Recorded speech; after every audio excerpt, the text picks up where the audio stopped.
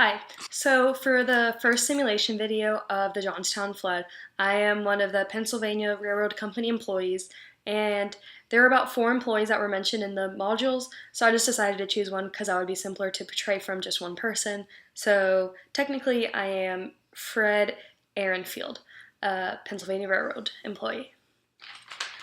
And so there were a lot of things that were clearly leading up to the cause of the flood, and the biggest ones were the industrial growth and impact on the land of the time, because the valley was crowding, and with more people, you need more lumber and land, and so with such a growing place like Johnstown, you always just make ways to make it work for the people that are living there, and so with this, timber was being stripped off mountains and hills, and especially on Johnstown, those river canals were being narrowed to make buildings and bridges and more things like for the industrial life that was happening there. And with this, with less river to handle the runoff, you're inevitably asking for a flash flood, which ended up happening on May 31st of 1889, the Johnstown flood. And I think another big factor that caused the flood was kind of the hush of floods ever happening amongst the people in Johnstown. The earliest flood was reported in 1808, and there were a lot more in between. And then there was actually 3 really bad ones in 85, 87, and 88, which are years that are really close to 89. So people should have been on their toes trying to control the dam and such, but the dam breaking was kind of always given as a warning when a flood was going to come, but it was always shoved as a local joke, and eventually it did end up happening. And so the flood caused great devastation. The whole town was left almost as nothing.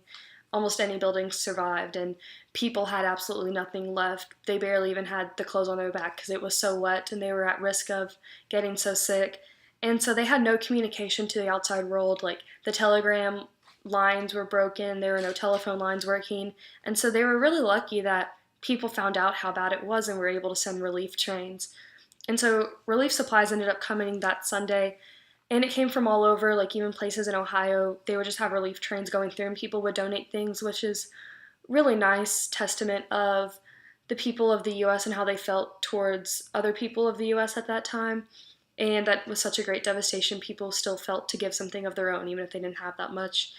But there were about 27,000 people who were devastated from the flood. So even with all those relief trains, it still wasn't enough. And so companies were sending men to help, and the government was sending troops. And that sounds very good that there are so many people going to help. But when you think about it, it's just so crowded because the people that survived it didn't have anything left, and they barely had room for each other. And then you're bringing in all these other people that are going to help. But I don't. If you have that chance of, are more bodies of help, or is it of more trouble because of all the room that it's going to take up? And so with this, survivors were getting really stressed, and there were reports of thefts, and all these thefts were being blamed on the Hungarian residents. And there were probably maybe a few reports of Hungarians actually stealing things from the corpse, but they were just assumed as a group that everyone was stealing. And so they were being attacked as a group, and that's really sad. And that's really from the mental health that these survivors had at that time, but that wasn't really addressed. And so many journalists were also coming in just because they were like needing that story because everyone was hearing about the Johnstown flood, and it was the biggest thing since Lincoln's assassination. And so there were just tons of bodies there.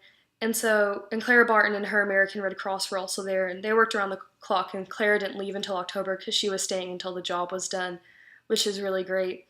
But then they ended up making a rule that if you're an able-bodied man, you had to be put to work. And so you almost feel like those people were being, like, kind of just embarrassed of, like, I would be embarrassed of, like, all the journalists coming and seeing you at your worst and having to be interviewed. But in the end, I think the crowdedness ended up helping because since the journalists saw the story and needed to report the story, because it was such a story everyone was interested in, they were able to draw really good attention for donations. Cities were sending donations, even countries abroad were sending donations because it was such a large devastation that in the end 3.7 million of donations were being sent. So even though I'm sure it was uncomfortable for a bit, I think in the end it worked out for the best so Johnstown could be rebuilt. and so many donations were able to come. And so the flood, a lot of blame was put onto the South Fork Fishing and Hunting Club, but as part of the Pennsylvania Railroad Company, my assistant and I, and my assistant was an engineer, made frequent visits to the dam and made examinations of it. And I had a foreman who lived in South Fork who was under instruction to watch it well. And so any reports were made straight to Mr. Pitcairn. No reports were actually made directly to the club, so they actually were in the dark about many things of the dam stability and things like that. So they really had no idea, even though they had all the money to fix it, they had no idea. So you could say I was part of the blame for the flood, where I didn't follow through with reports and the fixed leaks. But I feel as if so everyone else is too, because the ignorance of everyone is honestly to blame, because everyone knew of when floods were coming and that the dam breaking was always a warning, but nobody took it seriously. And like you knew with each flood that the dam could break, but everyone just joked it off, and that eventually caused such great devastation because nobody was prepared. And everyone, I think, is a part to blame for the Johnstown flood.